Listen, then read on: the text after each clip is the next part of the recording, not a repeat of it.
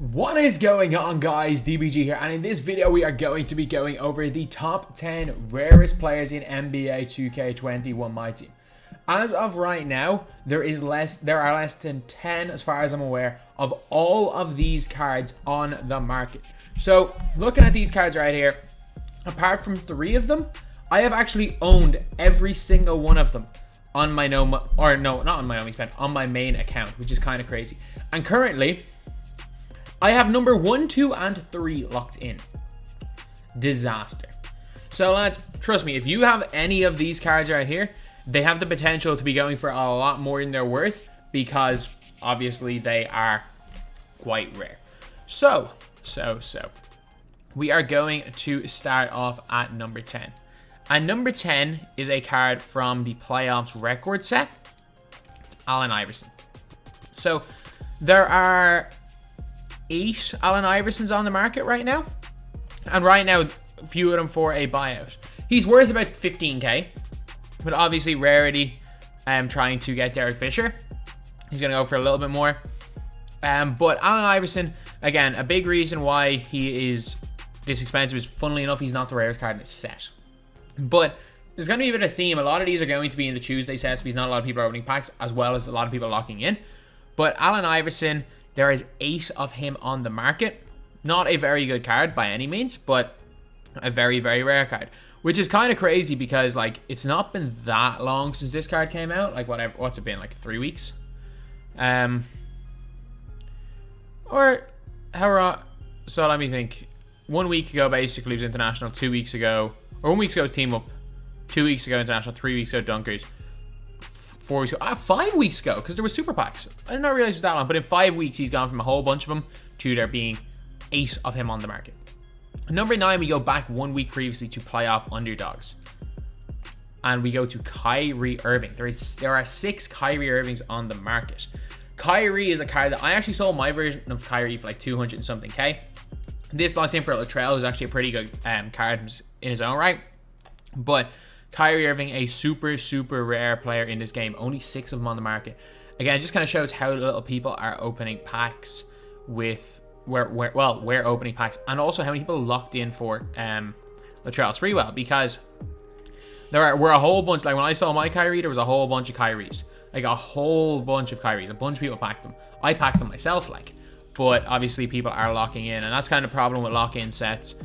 And I think Kyrie was in super packs, especially with playoff records players. I know they were in super packs as well, but super packs that no one really bought. I think later on in the year we see a whole bunch of these cards coming in because they'll have bigger and more general super packs. So as of right now, a very rare card. And number 8, we're going back to the playoff records players, and we got Mark Eaton.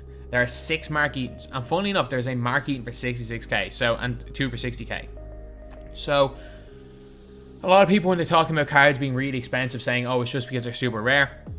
Honestly, not incredibly rare. Like, you can get, I know it's way over the odds, but you can get Eaton and Iverson. And this says not the most expensive set in the world. Like you're getting a couple of kind of cheap players. Is Jordan still going for a lot? He was actually 20k at one stage, but yeah, Eaton. Again, very few people, because I don't think many people pulled for the playoff records packs.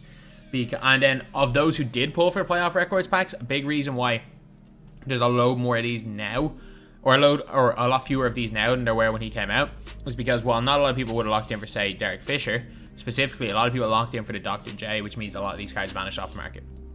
Now we are on to number 7. And funnily enough, the bottom 4 is just split between these 2. We've got Dikembe Mutombo. There are 4 Dikembe Mutombos. He is under 100k as well. So even though he is the rarer of these 2, he is actually the cheaper of these 2, which doesn't happen often. It's very rare that normally these sets are based on rarity, but there are only 4 of him up on the market right now. A super, super rare card. And I packed Kyrie, did not pack Dikembe. But Dikembe is, again, not a great card.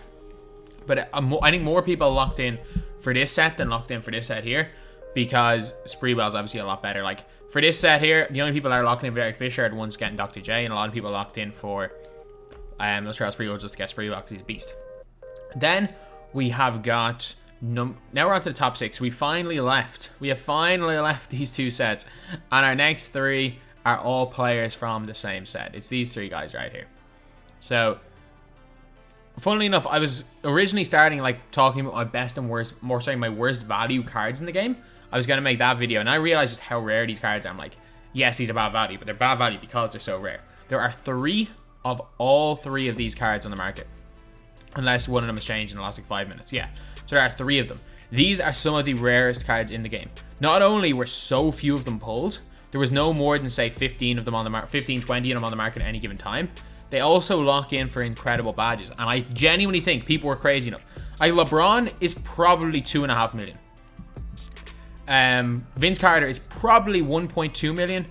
James Harden is 1 million.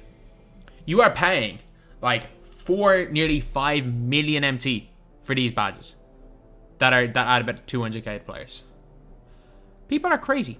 And of these 3 cards, LeBron's the only one that's really good. Carter's decent. Harden's bad. LeBron's really good. But yeah, obviously with 3 of all 3 of these on the market, they're incredibly rare. And you might be thinking, how are there 3 rarer players? We first gotta go to playoff. Where is it? Playoff. Or back-to-backs. Lamar Odom. There are 3 Lamar Odoms. I am so dumb. I locked in for this set. Well, not on this account, but on my other account. I locked in for the awful Dennis Rodman. And funnily enough, for a good while, Isaiah Thomas is actually more rare. There's a good few Isaiah Thomases on the market. However, 3 Lamar Odoms. So Lamar Odom is probably going to go for a 200k just because of his rarity. And I actually bought him from the auction. Was it like 120k or something? Like, I didn't pay that much for him. But because of his rarity, he is going way up in price. And again, he will be in Scooper Packs at some stage. But again, a card where there's only 3 of them. We haven't seen cards that are this rare on the market for years. For years, we haven't seen cards that are this rare. And then we are on to number 2. We're going to playoff diamonds and another card I have locked in, but I don't regret it. Draymond's a beast. It's Chris Webber. Chris Webber right now, there are 2 Chris Webbers on the market. In reality, because of his rarity, sometimes I've seen people pick up Webbers like 120k. Most of the time, you're probably paying around, you could be paying 300k if you're really desperate for a Webber. Steve Nash going for a buyout. Overall, not that expensive a set. Like Sleepy Floyd, what was it, 20, 30k, 20k? I did not realize Sleepy Floyd was only 14k. Thought he got in price. There's a whole bunch of them on the market. Robert Reed's cheap. Doc Rivers is cheap. It is just this dude right here who's super rare. So there's an abundance of all the other players and a super rare player. So especially for a lock-in like Draymond Green that a lot of people want, yeah, everyone's locking him in. So a super rare player. And then the rarest card in the game, the extinct Ben Wallace. He is extinct right now. He's the only extinct player. He is so bad. Gary Payton is so bad, but he is extinct. Like, I just want to see what price even these other cards. These other cards have remained cheap because it is nearly impossible. You are paying 400, 500k for Ben Wallace. Like, that is the price you're having to pay for this guy because of how rare he is. Which is absolutely crazy. So anyway, that is the video. There are less.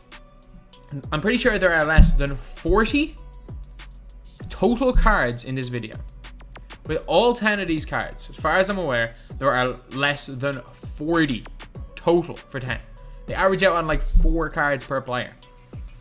You've got 3 Hardens, 3 LeBrons, 3 Odoms, 2 Webbers, an extinct Ben Wallace that we have not seen because of lock-in sets, the way things are this year. Especially last year, lock-in sets were for the big sets. So like, for example, the lock-in promos will be like, say, these Possessed. We'd have a few of these type of lock-in sets. And when these sets lock in, the big sets, trust me, everyone is, like, it doesn't matter how many people lock in for them. 1, it's expensive. And 2, there's normally an abundance of cards, apart from Rashard Lewis. But this year, the smaller sets are locked in, so everyone's locking in. And yeah, that is pretty much it. This was originally meant to be like worst value cards, then I realized that the worst value cards are always the rarest cards. So I decided, you know what, let's talk just about the rarest cards. So anyway, that's the video. Thank you guys for watching. Please like, comment, and subscribe.